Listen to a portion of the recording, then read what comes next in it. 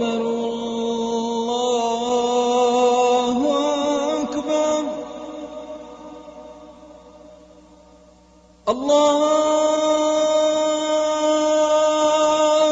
أكبر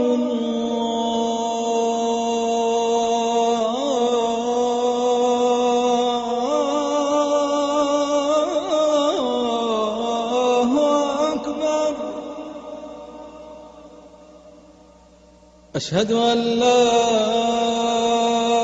إله إلا الله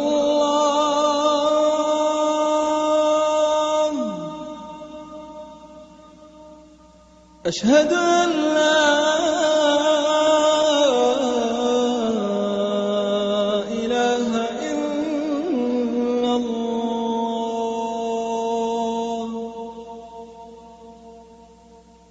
أشهد أن محمدًا رسول الله.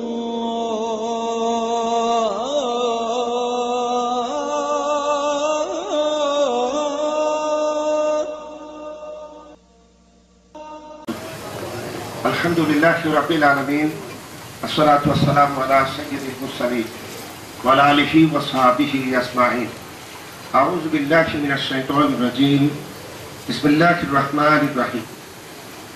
আজকের এই messrs Mir and associates tours and travels কর্তৃক আয়োজিত আজকে হাজী সাহেবদের এই মিলন মেলার সম্মানিত সভাপতি, পত্র পৌরসভার সম্মানিত মেয়র জনাব আলহাজ মীর মহিউদ্দিন, সম্মানিত হাজী সাহেবানরা এবং যারা আল্লাহর পবিত্র ঘরে যাওয়ার নিয়ত বেঁধেছেন সেই সব দ্বীনী ভাইয়েরা, আমরা আল্লাহ সুবহানাহু ওয়া তাআলার অফুরন্ত মেহেরবানির শুকরিয়া জানাই, যিনি আজকের একটি গুরুত্বপূর্ণ সমাবেশে আমাদেরকে একত্রিত হয়ে বসার সুযোগ দিলেন। এজন্য আমরা বলি আলহামদুলিল্লাহ।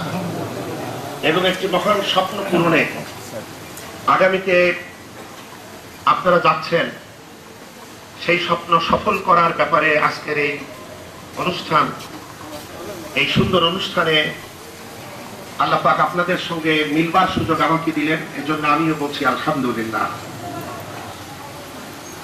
মিল্লাত আবিকুম ইব্রাহিম ওয়া সাম্মাকুমুল মুসলিমিন, কোরআনে কারীমের পবিত্র সূরা সূরাতুল হজ, এই সূরাটির সর্বশেষ আয়াতে আল্লাহ সুবহানাহু ওয়া তাআলা বলেছেন, হযরত ইব্রাহিম আলাইহিস সালাম হচ্ছে মুসলিম মিল্লাতের পিতা, আর তিনি তোমাদের নাম রেখেছেন মুসলমান করে। মুসলিম জাতির পিতা হচ্ছে ইব্রাহিম আলাইহিস সালাম। আমরা সকলে মিলে যে আল্লাহর পবিত্র ঘরে যাই, এটা আসলে ইব্রাহিমী পরিবারের একটি গুরুত্বপূর্ণ সুন্নাহ। এবং এখানে হযরত আদম আলাইহিস সালামের স্মৃতিও আছে, আবার নবীজি মুহাম্মদুর রাসূলুল্লাহ সাল্লাল্লাহু আলাইহি ওয়াসাল্লামের স্মৃতিও রয়েছে। অর্থাৎ ইসলামের যতগুলি ইবাদত আছে, এই হজের মাধ্যমে সবগুলি ইবাদত স্পর্শ করা যায়। আমরা বলি সুবহানাল্লাহ। আমাদের দেশে যেমন বলা হয় মুক্তিযোদ্ধারা জাতির শ্রেষ্ঠ সন্তান, পাশাপাশি আমরাও বলতে চাই যে হাজী সাহেবানরাই ধর্মের দিক থেকে ইসলামের শ্রেষ্ঠ সন্তান। আমরা বলি আলহামদুলিল্লাহ। আমরা দীর্ঘ সময় নিয়ে আমরা আলোচনা করেছি। আমি একেবারে টেনশনের সময় উঠছি, যে সময় সবারই বিরক্তির সময়। তারপরও পত্রিকার হেডলাইনের মতো সেই কথাগুলি বলা দরকার, যে কথাগুলি বলা হয় নাই। সেটা হচ্ছে আসলে আমরা কিন্তু খামোখা সেখানে যাচ্ছি না। আমাদের একটা বিশেষ উদ্দেশ্য রয়েছে। সেই উদ্দেশ্য হচ্ছে আমরা আল্লাহকে পেতে চাই। কিভাবে পেতে চাই? আমরা আমাদের চরিত্র, আমাদের আমলের পরিবর্তনের মাধ্যমে, এবং আমরা টোটালি ইসলাম প্রদর্শিত যে বৈশিষ্ট্য নবীজি রেখেছেন, সেই বৈশিষ্ট্যগুলি আমাদের চরিত্রে, আমাদের জীবনে, আমাদের আচরণে রপ্ত করতে চাই। এভাবে আল্লাহর সন্তুষ্টি অর্জন করতে চাই। আপনারা এমন একটি জায়গায় যাবেন যেখানে আল্লাহর সমস্ত নবীরা গিয়েছেন, বলেন আলহামদুলিল্লাহ। সুতরাং হেদায়েতের জায়গায় কিন্তু ওইটা। ওখানে যাবার পর যার কপালে তাকদীরে হেদায়েত মিলবে না, তার হেদায়েতের জন্য পৃথিবীতে আর কোনো জায়গা নেই। সুতরাং সব থেকে গুরুত্বপূর্ণ সফর, এ জীবনের সমগ্র জীবনের শ্রেষ্ঠতম সফর, এবং আমি আর কটা কথা বলতে চাই। দেখুন, একটি ছোট্ট পরিবার, আমাদের পিতা ইব্রাহিম আলাইহিস সালাম, আমাদের মাতা হযরতে হাওয়া, আরেকটি সন্তান হযরতে ইসমাইল, তিনজন মানুষের স্মৃতি নিয়ে এত বড় বিশাল আয়োজন। তিনটি মানুষ এখানে, কিন্তু পাঁচটা চরিত্র। একটি হচ্ছে পিতা, আরেকটি মাতা, একটি স্বামী, অপরজন স্ত্রী, আরেকটি সন্তান। এখান থেকে আমরা বেশ কিছু শিক্ষা নিতে পারি। যে কোনো কাজ আমি যদি করতে যাই, মূল মেসেজ যদি নিতে না পারি, আমার সমস্ত আয়োজন ব্যর্থ। সুতরাং আমি এত টাকা পয়সা খরচ করে কেন চাচ্ছি? এখান থেকে আমার পরিবার, আমার সমাজ, আমার রাষ্ট্রীয় জীবনের শিক্ষা আমাদেরকে নিতে পারতে হবে। যেমন দেখুন, প্রথমে তো সন্তান হচ্ছিল না, এরপরে সন্তান হলো। আমরা কি করি? আমাদের মুসলমানরা সন্তান না হলে মাজারে গিয়ে, কবরে গিয়ে আমরা হুজুরদের কাছে সন্তান চাই, বিভিন্ন নাজায়েজ তদবিরের সন্ধান নেই। কিন্তু প্রথমে আমরা শিক্ষা পেলাম, আমার পিতা ইব্রাহিম আলাইহিস সালাম কি করেছেন? সন্তান হয় নাই, কি হয়েছে? তিনি সেই প্রভুর কাছে চেয়েছেন, যে দরবার থেকে কেউ কখনো নিরাশ হয় না। সূরা সাফফাতের 100 নম্বর আয়াতে তিনি বলেছেন, রব্বি হাবলি মিনাস সালিহিন, হে আমার রব, তুমি আমাকে একটা নেক সন্তান দাও। আমরা চাই ছেলে দাও। তিনি এসব বলেন নাই, তিনি চেয়েছেন সন্তান, এবং সে সন্তানের বৈশিষ্ট্য কি হবে সেটাও তিনি বলেছেন নেক। আর আমরা শুধু ছেলে চাই, সেই ছেলে গুন্ডা হবে, সন্ত্রাসী হবে, বদমাইশ হবে, সাদাবাজ হবে, কি হবে তার কোনো খবর নাই। তাহলে আদবটা দেখো, সেখানে তিনি কিভাবে বলছেন, আমাকে নেক সন্তান দাও। আল্লাহ দিলেন। এর পরবর্তীতে তাকে পরীক্ষা দিতে হলো। সেই পরীক্ষা ছিল তাকওয়া। তাকওয়ার দুটি গুরুত্বপূর্ণ অংশ আছে, একটি হচ্ছে মুহাব্বত, আরেকটি হলো ভয়।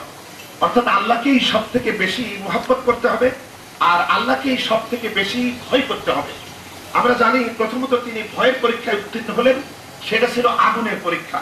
সেই পরীক্ষায় তিনি ফার্স্ট হলেন। অর্থাৎ তিনি প্রমাণ দিলেন, এই পৃথিবীর সব থেকে মারাত্মক জিনিস আগুন, তার থেকেও তিনি ভয় পান আল্লাহকে। বলেন আলহামদুলিল্লাহ।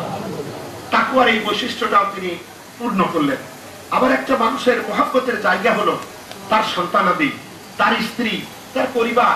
সেখান থেকেও তিনি এমন করলেন, তাদের নিয়ে যে বিরহ, তাদেরকে যে দূরে রাখলেন, এর মাধ্যমেও তিনি মুহাব্বতে আল্লাহকেই প্রাধান্য দিলেন। এখানেও তিনি উত্তীর্ণ হলেন।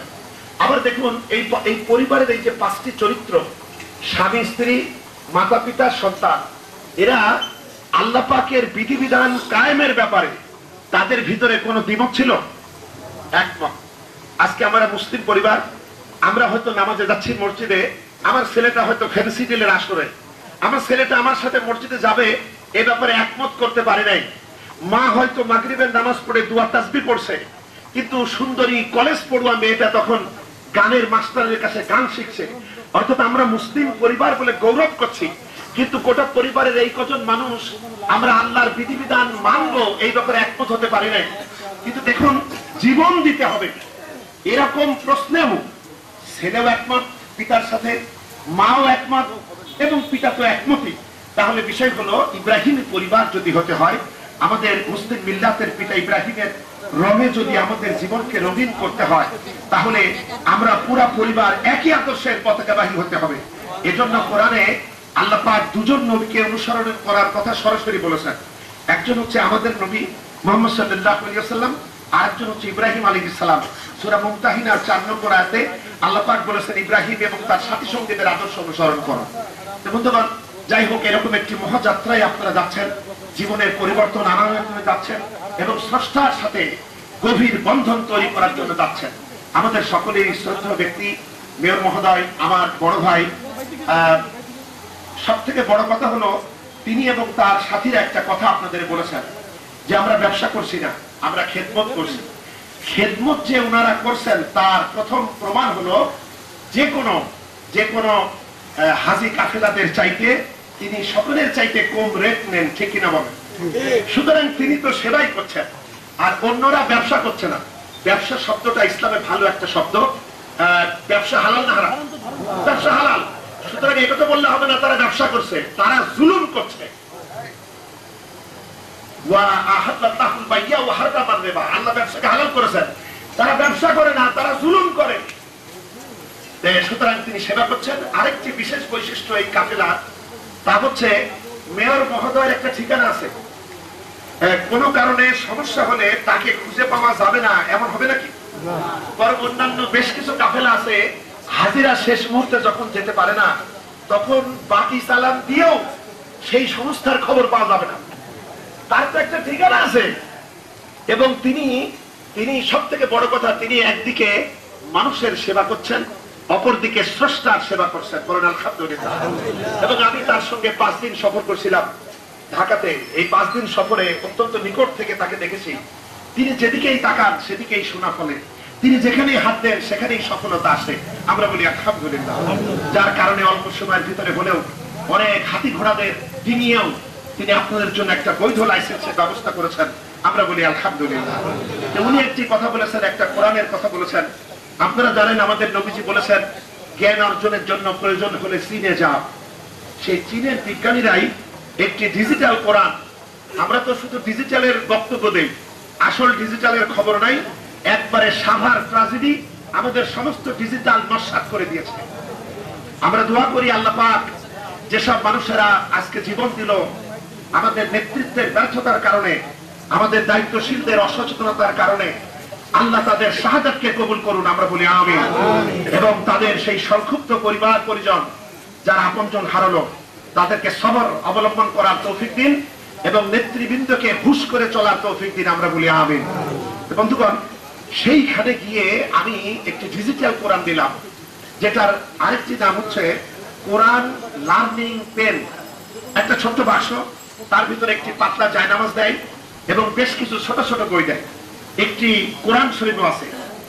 এখন কলমটা আঙুলের চাইতে একটু মোটা, ছোট্ট একটা কলম, এটা চার্জ দেওয়া আছে। এখানে আপনি শিক্ষক ছাড়াই সহিশুদ্ধভাবে কোরআন শিখতে পারবেন। আপনি যদি মনে করেন এই কোরআনের একটি শব্দ আমি উচ্চারণ শিখব, যে শব্দের উপরে কলম ছোঁয়াবেন সঙ্গে সঙ্গে পৃথিবীর শ্রেষ্ঠতম কারীদের তেলাওয়াত শুনবেন। কাবা শরীফের গুরুত্বপূর্ণ সব কারীরা আছে, মিশরীয় কারীরাও আছে। এখন অন্তত 12 জন কারীর তেলাওয়াত এখানে আছে। আপনি যদি পুরো আয়াত বারবার শোনেন, বারবার ছোঁয়াবেন, বারবার হবে। যদি সে আয়াতের অর্থ শুনতে চান, সে আয়াতের উপরে যখন দেবেন, আরেকটি ওখানে বিভিন্ন খাত আছে, এটা বুঝতে 5 মিনিট সময় লাগবে। এরপরে সেখানে দিলে আপনি আয়াতের তর্জমা, তাফসীর আপনি শুনতে পারবেন।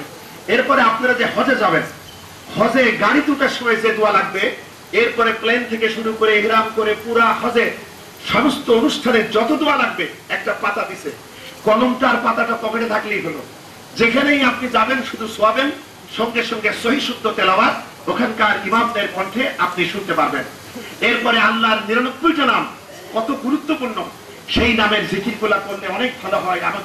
আমাদের কাল পরিশুদ্ধ হয়, আল্লাহর প্রতি আমাদের সম্পর্কের বন্ধন মজবুত হয়।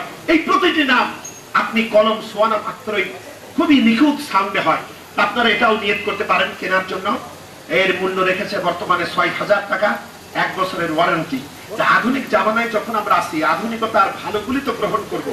এটা আপনারা যখন ঘুমাতে যান, ইচ্ছা করলে, এখন তো আমাদের ছেলেমেয়েরা তারা তাদের মেমোরি কার্ডের ভিতরে হাবিজাবি গান, খারাপ কিছু রাখছে। আজকে ইন্টারনেট এবং এই সমস্ত প্রযুক্তি, এগুলো কিন্তু আমাদের ইমানের বড় মাপের পরীক্ষা। এটা যেমন আমাদের বিপদে ফেলতে পারে, ভালো করতে পারে। ছুরি যেমন ডাকাতেও করা যায়, ডাক্তারের হাতেও ভালো কাজ করা যায়। আপনাদের মোবাইলে এখন ইচ্ছা করলে আপনারা 30 পারা কোরআন তুলে নিতে পারেন। অবসর সময়ে আপনারা নিজেরাও কোরআন তেলাওয়াত শুনতে পারেন। সবসময় হয়তো পড়ার সুযোগ হয় না।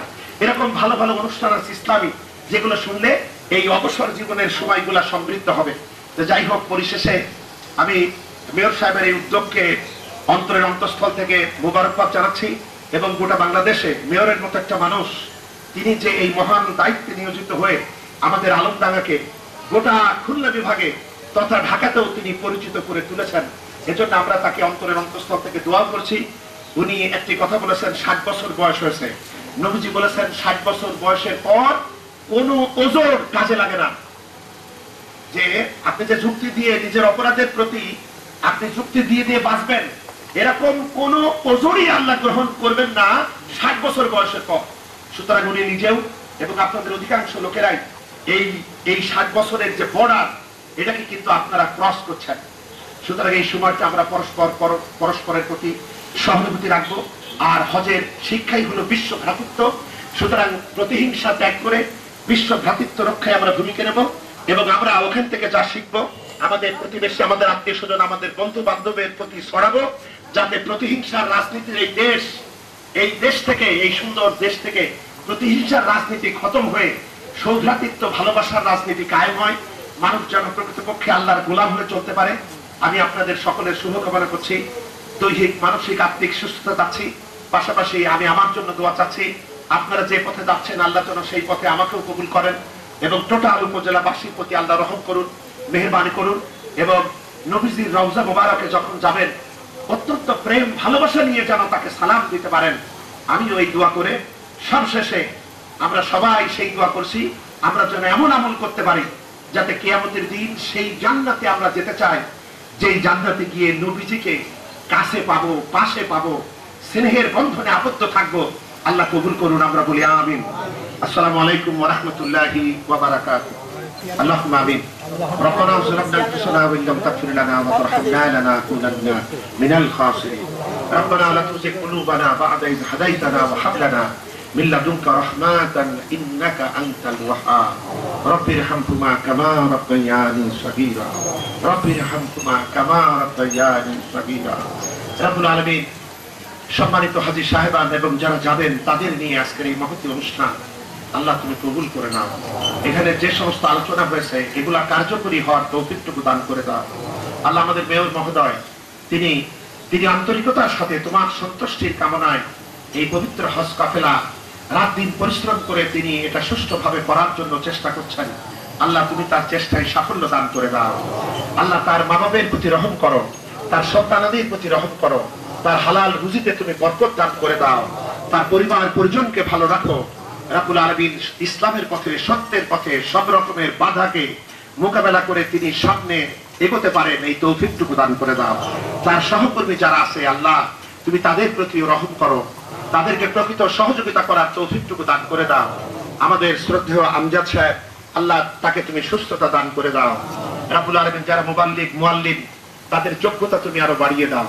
আল্লাহ এখানে যারা এই নিয়তে স্বপ্ন নিয়েছেন, হৃদয়ের ভিতরে বাসনা রেখেছেন তোমার পবিত্র ঘর জিয়ারতে যাবেন, তাদের এই বাসনা, তাদের এই দোয়া তুমি কবুল করে নাও। যারা গিয়েছিলেন আবার যেতে চান তাদেরকেও সেই তৌফিকটুকু দান করে দাও এবং প্রত্যেকের হজ তুমি কবুল করে নাও। রাব্বুল আলামিন এই পবিত্র হজে গিয়ে আমরা যেন আমাদের দেশবাসীর কথা না ভুলি, আপনজনদের কথা না ভুলি।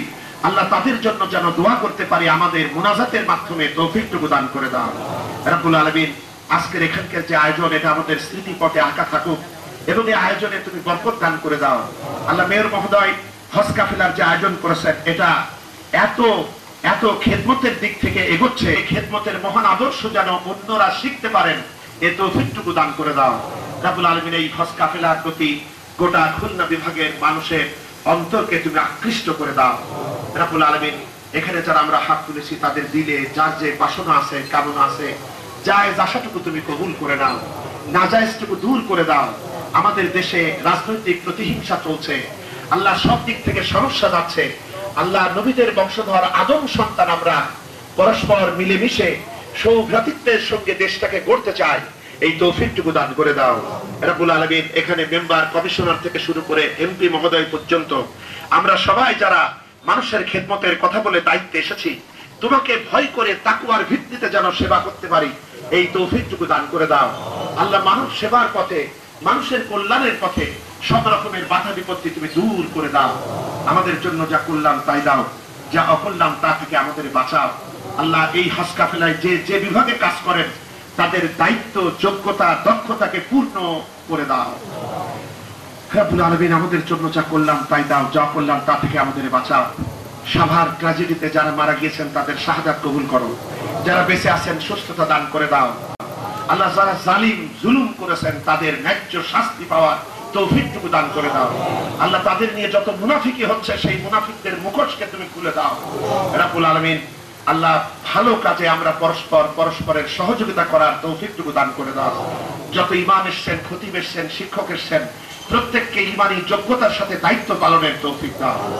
আমরা যারা অসুস্থ তাদেরকে সুস্থতা দান করে দাও, যারা ঋণগ্রস্ত তাদেরকে ঋণ পরিশোধের তৌফিক দান করে দাও। আমাদের জানমাল ইজ্জতকে তোমার কুদরতি পর্দা দিয়ে রক্ষা করো। রব্বানা তাকাব্বাল মিন্না ইন্নাকা আনতাস সামিউল আলিম ওয়া তুব আলাইনা ইন্নাকা আনতাত তাওয়াবুর রহিম। সুবহান রাব্বিকা রাব্বিল ইজ্জাতি আম্মা ইয়াসিফুন ওয়া সালামুন আলাল মুরসালিন আলহামদুলিল্লাহি রাব্বিল আলামিন। লা ইলাহা ইল্লাল্লাহু মুহাম্মাদুর রাসূলুল্লাহ। আসসালামু আলাইকুম ওয়া রাহমাতুল্লাহ। আপনাকে মেনে খাবার দেওয়ার মানসিকতার ব্যাপার, আপনাকে এক জায়গায় ভালো রাখা মানসিকতার ব্যাপার, আপনাকে সকালে নাস্তা দেওয়া মানসিকতার ব্যাপার, টাকার ব্যাপার না।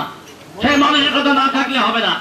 আমি এই লাইসেন্স করতে গিয়ে ঢাকা শহরে দেখলাম প্রত্যেকটা মানুষের গাড়ি বাড়ি এবং কোটি কোটি টাকার মালিক হয়েছে, প্রত্যেকটা মানুষ। দুর্ভাগ্য হলো সত্য, এই খুলনা ডিভিশনে মাত্র 5টি লাইসেন্স, অল খুলনা ডিভিশনে। সমস্ত লাইসেন্স হচ্ছে সিলেট, চিটাগাং এবং ঢাকা লাগে। তারা কিন্তু মনেই করে না। এই কারণেই আমি দিয়েছি আমার শেষ জীবন, 60 বছর মানে শেষ জীবন। আমি আপনাদের খেদমত করার উদ্দেশ্য 90 ভাগ, আর 10 ভাগ যদি কিছু হয় হয়তো, না হলে না হলে, কারণ সত্যি ইসলামের পথে সত্যি থাকতে হবে কথায়। যদি এখন অনেকে বলতে পারেন যে আপনি এত টাকা ইনভেস্ট করলেন, আপনার লাভ কি লস কি? আমি অনেক ইনভেস্টই করি, আমি ভোটেও খরচ করি 20-50 লাখ। এটা আমি করি না, আল্লাহ যদি আমাকে না দেয় করা যায় না। এটা কিন্তু আল্লাহ দেয়, আল্লাহ দিলেই আপনি করতে পারবেন। আল্লাহ যেটা আপনার ভাগ্যে লেখবে, আল্লাহ যেটা লেখবে সেটাই হয়। আমার জীবনের অভিজ্ঞতা আমি সেইগুলো বলতে পারি। অত গরমের ভিতরে কষ্ট তখন আপনারা কথা বলবেন। আমাকে প্রাণ 2 বার বন্ধ হয়েছে মাথার উপর দেখে দেখে মায়ের কাছে আলোয়। আল্লাহ কিন্তু আমাকে মারে নাই। তাহলে আল্লাহ যেটা বলেছেন কোরআনে, যে আমি হায়াত যদি দিই আর আমি যদি না পারি, পৃথিবীর কোন শক্তি মারতে পারবে না। আর আমি তোমার হায়াত না দিই, পৃথিবীর কোন শক্তি তোমাকে বাঁচাতে পারবে না। আমি 2010 সালে, হ্যাঁ ওই মুসলিম ভাই সবাই জানেন আপনার হাজি, 2010 সালে আমি থাকলাম মক্কায়, মিসফালা ব্রিজের ওখানে। আমাকে টেলিফোনে বললো যে পৌরসভার ইলেকশন ডিক্লেয়ার হয়েছে। আমি কিন্তু সরকারের তখন চেয়ারম্যান স্টিল না, পৌরসভার আমি কিন্তু সরকারের পারমিশন নিয়ে গিয়েছিলাম। সরকার এবং ইলেকশন কমিশনের পারমিশন দিয়ে আমাদের নিয়ম আমি গিয়েছি। আমি সঙ্গে সঙ্গে টেলিফোন করলাম ইলেকশন কমিশনে যে আমি আসবো 15 তারিখে, টাকা তোমার 14 তারিখে। তখন তারা বললেন যদি আপনি না আসতে পারেন কোনো অসুবিধা নেই। আমি একদিন আগে পৌঁছাইছি, 15 তারিখে টাকা, আমি 13 তারিখে 12 তারিখে 13 তারিখে আমি এখানে এসেছি। একদিন পরে টাকা জমা দিয়েছি, 12 দিন কোনো রকম নয়। 28 তারিখে আমি 10 দিন মানুষের কাছে জাতি পারিনি, আবার জাতি দেওয়া হয়নি। কিন্তু আল্লাহ তাআলা আমাকে মেয়র নির্বাচিত করেছে। তাহলে আল্লাহ সম্মানের মালিক আল্লাহ। কিন্তু যেগুলো স্পষ্ট কোরআনে লেখা আছে, প্রত্যেকটা আমার জীবনের অভিজ্ঞতায় আমি আপনাদেরকে বলতে পারি যে আল্লাহ তাআলার হুকুম ছাড়া একটা গাছের পাতা নড়ে না। এটা যদি আমরা মুসলমান না, এটা এখন সমস্ত জাতি ইসলামের যা আছে এইগুলা বিশ্বাস করতে। আর আমার জীবনের এই 5টি মাথা পর্যন্ত সবকিছু আমি, আল্লাহ তাআলা আমাকে হেফাজত না করলে আমি 7 বছর আগে মাটির তলায় মিশি গহীন কবরে চলে যেতাম। আমাকে মারার যদি 16 বার অ্যাটেম্প নিয়েছিল, যারা ধরা পড়লো পরে 16 বার অ্যাটেম্প নিয়েছে। এবং আপনাদের কাছে বলে আমি আল্লাহ তাআলার হাতে নাতে করি, প্রত্যেকটা মানুষ কিন্তু পৃথিবী ছেড়ে তারা মারা গিয়েছে। আমি এই কথা বলার একটাই অর্থ, আমি এই আবেগে, এই অনুভূতিতে আমি ইসলামের খেদমত করার জন্য, মানুষের খেদমত করার জন্য, মুসলমানের খেদমত করার জন্য, হজের খেদমত করার জন্য আমি কিন্তু লাইসেন্স করেছি। আমরা কয়টা ভাই, আমার বাপ মধ্যবিত্ত পরিবারের মানুষ, আমি কিন্তু ব্যবসার উদ্দেশ্য করি না। এটা পরিষ্কার।